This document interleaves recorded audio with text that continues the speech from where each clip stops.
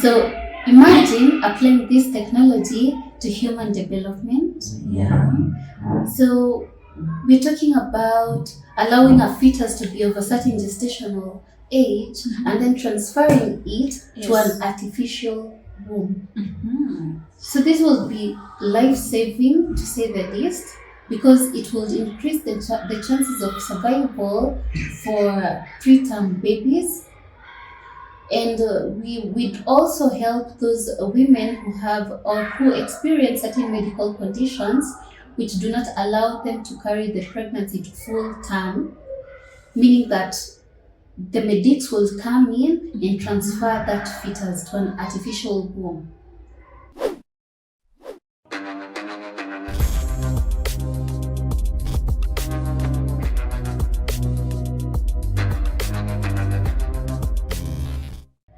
Thank you so much, guys, for keeping it right here. This is the E&B Clinic Show, and we are so thankful for the support that you have accorded us so far. We are so grateful, and welcome back to our segment for the day. My name is Beatrice. And I am Esther. And today, Esther is going to give us a very interesting topic.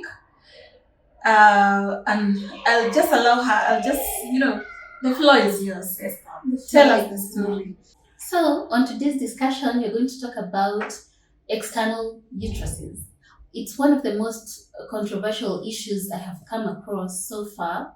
And when I say external uteruses, I mean artificial wombs. So, what are artificial wombs?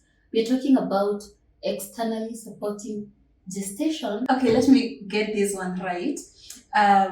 So normally we have a woman carrying pregnancy in their internal womb or uterus. So in this case, you're talking about a technology that can allow an external uterus and for the woman to carry their biological baby in that external uterus. Imagine having that kind of a technology. Tell us more. So there's so much controversy around it, but then again, I need to commend the efforts of scientists who have conducted this research because they've been doing this using sheep, and there's so much progress in terms of those experiments, such that it has come to the point whereby people are even considering using human subjects. But again, there's so much approval that needs to be done, which we'll look into later on. So what exactly goes on when you're talking about externally supporting gestation? So we have a biobag which inside carries a fetus of, say, a sheep in this case, and it supports its growth throughout the, I don't know whether I'll say pregnancy now, but throughout its growth. So this biobag has inside of it, there's the amniotic fluid, which is made inside the lab. So it's not the amniotic fluid that we're all aware of. And again, there's a catheter which allows the transfer of nutrients from the which allows the transfer of nutrients to the fetus, and also the transfer of oxygen, because again this fetus needs oxygen and nutrients. Yes. And also it also supports the removal of waste products such as carbon dioxide. Wow. Yes. So I think we can say this catheter that has been connected to the fetus it acts like a placenta. Precisely. Yes, because in a normal pregnancy, when you carry your own pregnancy, the nutrients, oxygen, they are carried through the placenta to the baby. Exactly. Okay, and the waste products again, they are carried through the placenta away from the baby. Exactly. Okay. So what you're talking about is being carried on as we speak, and this is being done using sheep as the subject. Okay. So imagine applying this technology to human development. Yeah. So we're talking about allowing a fetus to be of a certain gestational age and then transferring it to Yes. an artificial womb. Mhm. So this will be life-saving, to say the least, because it will increase the chances of survival for preterm babies, and we would also help those women who have or who experience certain medical conditions which do not allow them to carry the pregnancy to full term, meaning that the medics will come in and transfer that fetus to an artificial womb. So currently we have the what do you call them? So currently we have incubators, but they do not serve the same purpose as an artificial womb will do. So the main difference is that um, the artificial womb allows gestation to continue, meaning the baby will develop as it could have developed in the uterus. Yes, because Internally. there's even that amniotic fluid. Exactly. Yeah, the environment is just like that one of the human uterus or the normal uterus. Exactly. Okay. So this will be life saving in some way. So now going back to the controversies surrounding this, we see that there's some who believe that this technology can be used to the advantage of those conducting these experiments.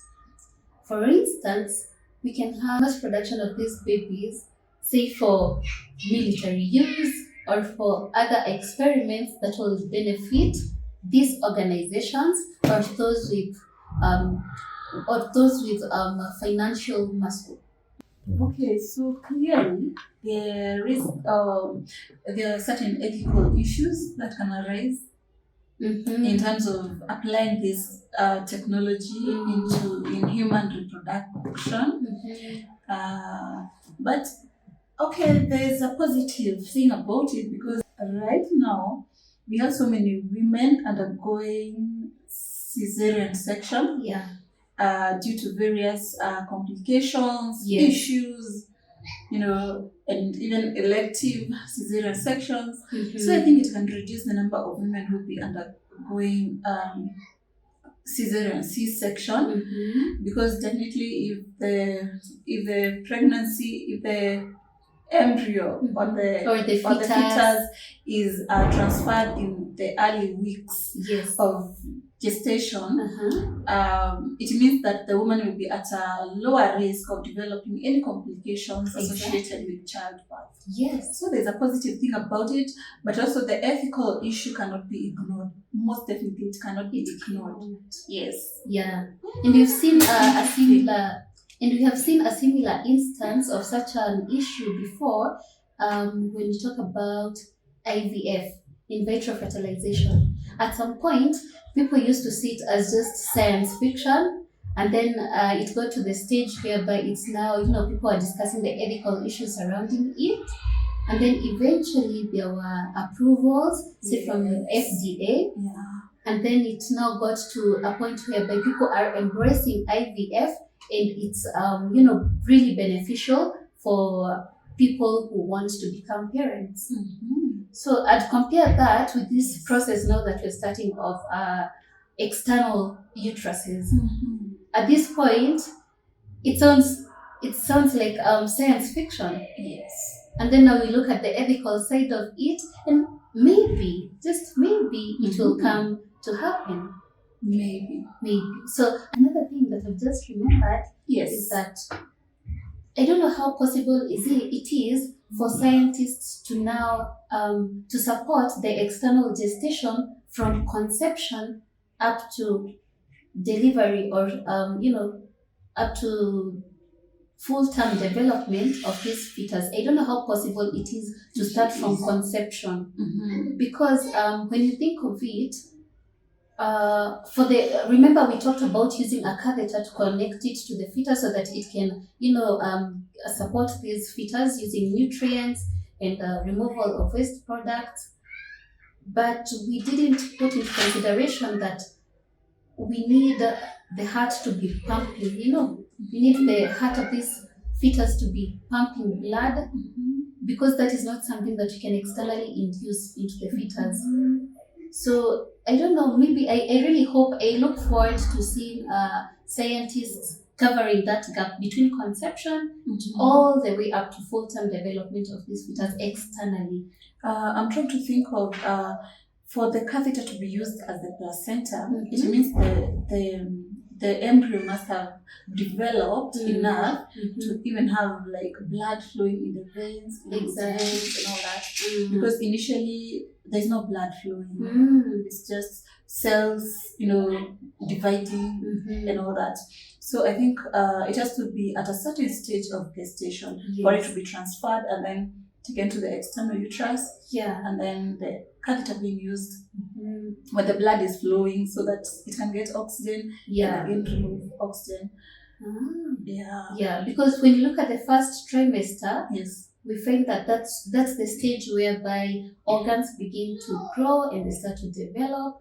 So even during the first trimester, say the around week 5, 6 thereabout, there's cardiac activity going on in the heart, but the heart is not fully mature to support what you can call mature pulses. So we need to allow this fetus to develop until a certain age that it can now be transferred to the external uterus. So it will be so amazing if scientists will cover now that first trimester externally, because come to think of it, it will mean that women of childbearing age would not have to conceive internally. That's one. Number two, they wouldn't have to experience the childbirth pains. So there are certain benefits to it. But as you mentioned, we cannot forget the ethical implications of all this. And also I'm thinking, let's say if this if like the woman wants to have a baby, and instead of having to carry the pregnancy inside their bodies, it is done externally, I think there will be some loss of connection between the mother and the baby. Because remember, when the woman is pregnant for those 9 months, there's a way you connect with the baby. You feel like the first flutters, you feel every move, you feel every kick. You get all these, and it's usually gradual, so you tend to connect with the baby. I think that's why, like, when a couple, of course, a baby is made by a man and a woman, but it's not usual for us to find like a woman leaving their baby behind and just running away, leaving it with the father. But men are known to do this because they've not carried this pregnancy in their bodies for those 9 months. They have no idea how it feels to carry this pregnancy. And again, the fetus also experiences this connection to the mother because it can also hear the heartbeat of the mother. There's so much that the fetus experiences that allows it to connect to the mother. Exactly. So looking at this very holistically, very objectively, we will find that there is a very serious, significant ethical issue about the external uterus, considering that if, as a woman, you do not carry that pregnancy in your belly for those 9 months, it might come a time where the women will start finding this fetus, the embryo or the fetus, as an object. Because you have no connection with it. So that is a very serious, significant issue that must be looked into, and maybe that's why there's been that delay of approval of testing, doing it on the human subjects, on the human being. So one way to look at it, given now those pros and cons, it can prolong the life of preterm babies. So it can come in to help improve the health outcomes of those patients with complications or those fetuses who are experiencing certain conditions. Very true. Yeah. Yeah, it can come in as a way of helping women who cannot like sustain a pregnancy for those 9 months to carry it to term. Yes. Yeah, or babies maybe who are prone to or who are likely to be Miscarried, yes. Yes, before they get to 9 months. Exactly. So I think it can come in as a It good can come in thing. handy. Yes, it can. So I think technology is just so amazing the way it keeps on improving our lives and all that. Yeah. But we also need to have a balance. Yes. Yeah. All right. Yeah, it's very, very interesting. Yeah. And I think we should keep tabs on the development of these. We definitely should. Yes. Yeah. And we keep on bringing maybe content regarding regarding what's going on, how far they are, have they been approved or not. Very interesting, Esther. All right. I also look forward to getting more insights regarding the issue, and we will definitely follow up on the same. Yes. Wow. Okay, so that has been the story for the day. And if you have any questions, please feel free to share them on the comment section, and we will definitely respond to that, or get someone, an expert, who can respond to that in a better manner.